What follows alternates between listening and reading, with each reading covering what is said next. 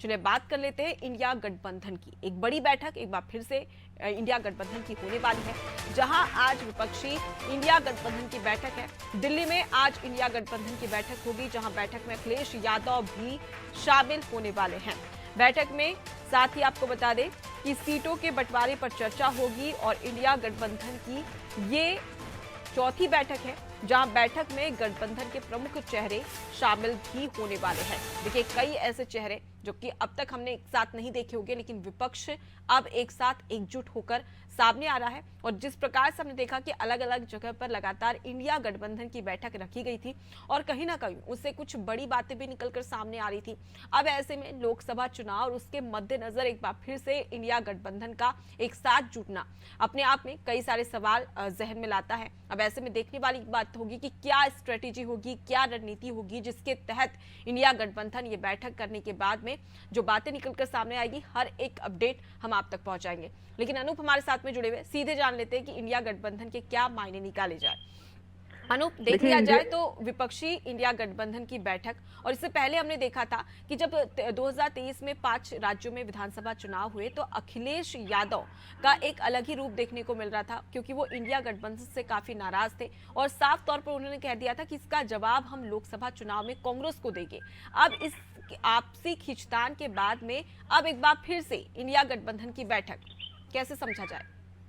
देखिए, जिस तरह से जब मध्य प्रदेश राजस्थान के जो चुनाव हुए थे, हालिया विधानसभा के चुनाव हुए थे, वहां पर कांग्रेस और समाजवादी पार्टी के बीच तल्खी थी सीटों के बंटवारे को लेकर। चाहे मध्य प्रदेश हो फिर राजस्थान हो, वहां के दोनों पार्टियों के नेता तल्ख अंदाज में बात कर रहे थे। लेकिन अब चूंकि अब वहां पर तीनों राज्यों में जिस तरह से कांग्रेस ने अपेक्षा की थी कि वहां पर अच्छे नतीजे आएंगे, लेकिन वहां पे उसको परिणाम उसके मुताबिक नहीं मिले। इस वजह से यूपी में भी अब इंडिया का जो गठबंधन है, विपक्ष का गठबंधन है, कहा जा रहा है कि कांग्रेस पे अब एक दबाव पड़ेगा और सभी अब कह रहे हैं, अब कांग्रेस के भी नेता अब नरम हो चुके हैं और समाजवादी पार्टी के मुखिया अखिलेश यादव भी लगातार जिस तरह से विधानसभा चुनाव के दौरान कांग्रेस पर हमलावर थे, अब उनके भी वो नरम हो चुके हैं। वो भी अब मिलजुल कर बैठक में बातचीत करने को तैयार है और कई बार वो संकेत दे चुके हैं। और ऐसे में अभी हाल ही में जब लखनऊ में बैठक की थी, तो अखिलेश यादव ने साफ कहा था कि अब कांग्रेस को बड़ा दिल दिखाना चाहिए।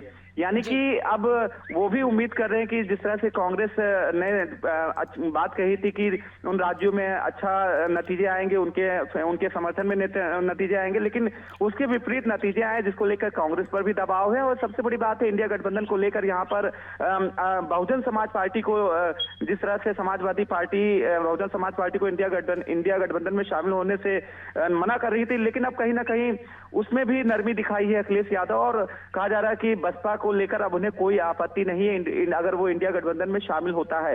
हालांकि अभी बसपा ने लगातार, बसपा मुखिया कहती रही, मायावती कहती रही, वो किसी भी गठबंधन में शामिल नहीं होंगी, वो अपने बलबूते चुनाव लड़ेंगी। हालांकि ये इंडिया गठबंधन की महत्वपूर्ण बैठक है, चौथी बड़ी बैठक हो रही है जिसमें इंडिया गठबंधन की कई अनूप की जिस प्रकार से मध्य प्रदेश, राजस्थान और छत्तीसगढ़ में तो बसपा ठीक प्रकार से खाता भी नहीं खोल पाई, तो अब ऐसे में 24 में किस प्रकार का अकेले नेतृत्व करती है और कमाल कर दिखाती है, ये देखने वाली बात है।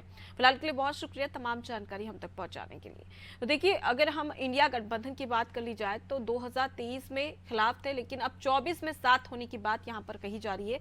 अब ऐसे में देखने वाली बात होगी कि किस प्रकार की प्रतिक्रियाएं यहाँ पर सामने आती है इंडिया गठबंधन को लेकर और कौन कौन सी बातें निकलकर सामने आती है, क्योंकि विचार विमर्श का दौर अब शुरू हो चुका है।